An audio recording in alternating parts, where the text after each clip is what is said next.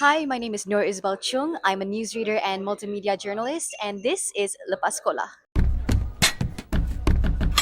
Isabel, when you were younger, what was your ambition? I wanted to work with National Geographic, photograph wild animals, be in the jungle, and be on TV for all that. I just knew that I wanted to be somebody that people looked at and thought, that's Izabelle Chung, you know? How do you get exposed to that? My dad bought a lot of National Geographic magazines. Oh, and also I watched Animal Planet a lot. Where did you attend secondary school? Sekolah Menengah Kebangsaan Seremban 2. How long were you there? 3 years before I made the move to College Vocational in Langkawi for 1 year, and then College Vocational Shah Alam for the rest of the 3 years. What is a college vocational? A College Vocational is basically a college where you get your diploma. If you know you want to do welding as a Yeah. career, you join College Vocational so you can take a course in welding. Or same thing with like computer science, same thing with IT, same thing with culinary. So basically, it's a secondary school that's much more focused on what you want to do in the future. Yes. And do you have to take SPM? It's not called SPM. I mean, it's something akin to it, but it's called SVM, Sijil Vocational Malaysia. And for SVM, you only do BM and Sejarah. And the BM and Sejarah papers are similar to that from SPM. Yes. How was your experience in college vocational Langkawi? It was my first experience being so far away from family. And with that comes a lot of fun, you know? A lot of memorable trips to Pantai Chenang. When you first entered college vocational in Langkawi, how was the change from being away from home? How did you adapt? Didn't really have to adapt so much because I did have family with me because I went with my cousin. Knowing that home was just a call away, I was more excited than homesick because I've always wanted to do something different. And before that, my parents were very strict. Never really got to leave the house so much. So suddenly being able to go all the way to Langkawi with my best friend, my cousin, Yeah. exciting stuff. So I was more excited than homesick, and so I didn't feel like I had to adapt so much. So when you were in KV, what course do you take? What path do you take? Business management and entrepreneurship. Why do you choose that particular path? I didn't have a specific passion in anything that I could make a career of. Taking business was the best shot because they told me that business macam like the career field is like wider. Right? You don't have to just be could be anything. From my understanding, upon graduation from KV, you don't have to do a pre-university before you go to university. Once you graduate from KV, you've Yeah. already got your diploma. So you can just straight away go for your degree. Yeah. So that's a massive plus point, right? It is to me. I feel like I got the fast track. So it's So at cool. what age do you go to university? I think I was 19, maybe 20. Yeah. And which university do you go to and what do you do? UniKL, Business Management and Entrepreneurship, the same course. How is life in UniKL? Ooh, I joined in the midst of COVID, right? So my first semester was completely online. So much fun. Classes were few and far between. So because I'm so used to having class like every day, macam pergi sekolah kan. So suddenly being thrust into university life where classes are like, okay, today 3 jam, and then esok tak ada class, lepas tu the next day another 3 hours je macam tu.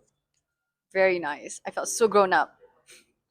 What exactly do you study in business administration and management? Business administration is more like secretarial work, I suppose, like how to file files, how to draft official letters. Business management and entrepreneurship was a whole different rodeo in terms of they it taught you how to start a small business, how to strategically place your business, how to make it successful, what is inflation, accounts, stuff like that. How long was the course? 3.5 years. How different was life in KV and in university? Oh my god, the freedom you get in university. There's no curfew. You're basically an adult. I mean, it makes you feel like you're an adult, right? Because you're on your own time.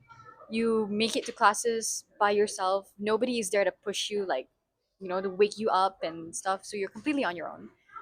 And I love that freedom. It was awesome. Looking back now, at your university life and your life as a student in college vocational, would you recommend students who already know what they want to do to take on college vocational? Yes. If you have a strong passion in something, might as well do something with that. Take the course and take the fast track. Because if you already know what you want to do, just do it. While you were studying at UniKL, you obtained an internship at IJN. So, Yes. how do you get the internship? What was the application process like? It took a while for them to get back to me, but thankfully they did.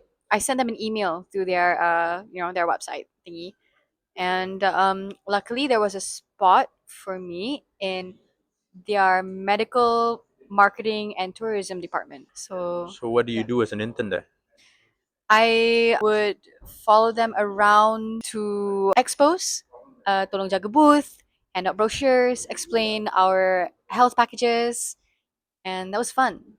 I went to Penang once, stayed at a really nice hotel, just jaga booth, easy work, talking to people, trying to pull them in to get our health packages and stuff, and a lot of susun barang dalam store. Learned a lot about corporate life as well. Would you say that an internship actually exposes you to a lot of things, and does it prepare you for your actual work life? It prepared me on how to properly address people at work, because I had no idea what was appropriate to call my boss or my superior. I guess I would say not really. I mean, like, my internship is completely different from the job I'm doing now. It's a whole different like environment, but I still learned a lot. Upon graduation from UniKL, what do you want to do? I really wanted to become a stewardess because my parents used to be with the airline as well. And I thought that was just, the only natural step for me to take as well. It is not just because my parents were a cabin crew. I genuinely would love to get paid to travel, put on a nice uniform and look pretty in it, and meet different people every day. I never even once considered getting an office job. Upon graduation, what were the jobs that you applied for, and how did you come to working your current job? I did not apply for any jobs after I graduated. I tried out for an airline. I got the offer from the airline, but I turned it down because I managed to land a job in Media Prima instead. What were the considerations that you had when choosing Media Prima over the airlines? First of all, it was the long term stability, the prestige that was promised, I suppose, which doesn't hurt. It's the more obvious choice. It's so hard to get the job that I'm doing right now. So I am nothing if not grateful for being able to do what I'm doing right now. Yeah. And as you mentioned, your job at Media Prima is not easy to get into. Do you mind talking us through the process of getting there? First off, you need to have the skill, especially TV3 because such Yeah, a it's TV3 kot kan. yeah, Media Prima is also a very prestigious organization. correct. So it takes a lot for them to take in people. They don't just do that. Like, I don't really know what the requirements are, what they're looking for, which is why I felt so lucky that they wanted me, and the fact that I landed this job is kind of bizarre to me. I don't know what I'm doing here, but I am nothing if not grateful. What was the first step to getting it? Like, was there any way for you to apply? Was it a graduate role scheme? So I joined under Project Pencarian Wajah Baru. It was basically an open audition. I think they shared it on their Instagram, which is where my aunt found it. She sent it to me. She asked me to apply. I scanned the QR code. I sent in two recordings of me reading a BM news script and an English news script, and answering some questions, I think. And apparently they liked it enough to call me to the next stage. I don't remember what happens at each stage or which stage came first, Yeah. but I think about 800 people ish applied online, sent in their videos of them reading the news script. Yeah. Only 25 people made it to Balai Brita. Yeah. So that's like, okay, you pass the first stage. Second stage is, I think, general knowledge test. Okay. And then pass that stage. I think everybody passed that stage good. And then there was the writing test. So they check out your writing skill.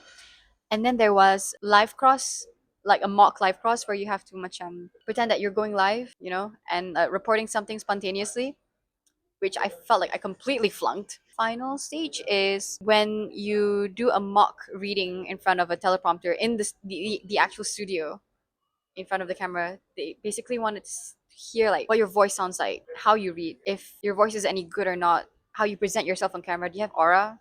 Yep. That's the kind of stuff I think they were looking for. And so yeah, somehow this girl managed to pass all the stages. I don't know how. I don't know how. I don't know how. So when you first got the job, right? What was the first month like? Very scary. I felt so dumb. I still feel dumb. The only reason I have made it to where I am now, being as okay as I am now, survivable, is because of the people around me who are so helpful, accommodating, so welcoming, so willing to guide me. Have you ever had the opportunity to do a live cross? Once. So it was during Raya in April, which is also when Letupan Pipe Gas Putra Heights happened. Being in the business desk, I didn't think I would have to cover all that. Okay, I actually saw the fire on the way to work, right? I was Yeah, like, because I was driving from Bandar Sarjana Putra, is where my grandma's place is, driving, and I feel like this heat, and I see in front of me, the fire is so big, like, yeah. tepi jalan tu kan. So I was like, oh, first thing I thought was like, thank God I don't have to cover that because I'm in the business desk. So I'm like, on the way to work, like, ooh, I wonder who's gonna have to cover that. Yeah. And that's sekali. So because I'm thinking like there's nothing for me to do that day. Yeah. I think I was also the only one at the business desk that day because I'm the new kid, so I tak dapat cuti raya. Yeah. I show up relaxed in a kebaya, okay, and heels, this high. So I sit down, pretending to look busy because there's nothing to do. And then suddenly, from the editor's table, Isabel, you pergilah hospital sedang cover this one, and I was like, what? I've never done live cross. I've never even covered general story. I have no idea what to do. My boss explains to me, okay, just go there. He makes it sound so simple. Like, okay, just go there, get a situational report, and like, just do your best. Can you do that? And I was like, can I can do that. I can. I'll try. Yeah. I was stationed at Hospital Sedang, where luckily, not a lot of things were happening in Hospital Sedang. The more happening hospitals were like in, oh my, I don't remember. But Hospital Sedang macam slow sikit. Not that many victims were being sent there. There were quite an amount, but not as much as the other hospitals. So Yeah. not much to report. My first ever and only live cross so far, I think went pretty well actually. After I was done with the live cross, okay, thank God that's over. Immediately, I got a call from my boss saying, Isabel. And it's like he goes silent for a while. I'm like, yes, a pause, and he goes, fantastic job. That was so good. Okay, you were confident, you were this and that. And I just about cried because I was so relieved. Yeah. So that was a good memory. So now that you're in the industry, right? What do you think is the job that you want? To be a newsreader, a news anchor for Bulletin Utama, So prime that's the time. pinnacle of it. That's the goal. Yep, that's cool, baby. And afterwards, Nightline also. I would like to read both for Bulletin Utama and Nightline. That's a goal for now. What are the challenges that exist in the journalism industry? Like in general, or the ones that I face personally, or Let's do both. Let's do general and the ones that you face personally. I feel like generally it's just competing against other media organizations to get the scoop. But personally, I can speak more on that because, it's being in the business desk is a lot of having to grasp the technical business jargon, which is still something I'm getting a hold of.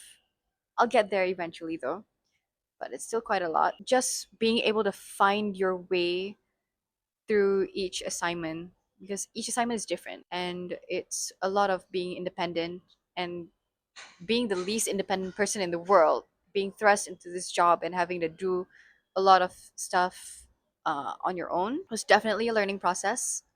I'm still getting there, but I'm lucky enough to have coworkers and colleagues who are more than willing to help. So that helps a lot. Now that you're already in the industry, do you see yourself ever switching into something different? Perhaps finally going to the airline industry? Maybe, maybe not. I just go wherever life takes me. I like what I'm doing right now, though. So, not thinking of moving anywhere for now. And as a whole, right, looking back at your current job, your time in university, your time in college vocational, how has that journey been for you? I learned be delusional. Just believe you can do anything, and you can. If I can make it into TV3, anybody can do anything.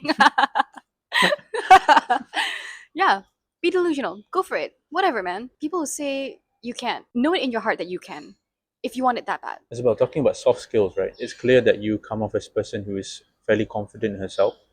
How does one build such confidence? Just play pretend. I'm actually very introverted. I just imagine what a confident person would look and sound like, and I play that character. Fake it till you make it. My motto in life. Now, in hindsight, right, the fact that you're working in the journalism industry, do you think you should have done a different degree, or you think you took the right path? I think I took the right path. Actually, maybe I would have benefited more, obviously, if I had taken mass comm Yeah. before doing this journalism thing. But I'm still getting a hold of things pretty okay, even without the mass comm thing. So now I have both, like a business degree and experience in journalism, and they're pretty cool. What is one lesson or one advice you would have for people who are finding their way in life, not too sure what they want to do, what degree they should take, or what career path they want to do? Do what's easy first. If you don't have a specific passion in anything, do what's easy first. Just make sure you do something. I took business because they said business, would have like a wider career path, a wider career field. And so I just took it thinking I would figure it out on the way. And I did. You don't have to know what you want in the moment. Yeah, jump into something generic. Yes. Be vague until you figure it out. And you will figure it out. Don't worry. Everybody does. Even if you feel like you may not in the moment, everybody feels that too. But it's fine. It's going to be fine. That's brilliant advice. Lastly, Isabel, can you describe your journey Lepas Sekolah in 3 words? I did that. My name is Noor Isabelle Chung, and this is my journey Lepas Sekolah.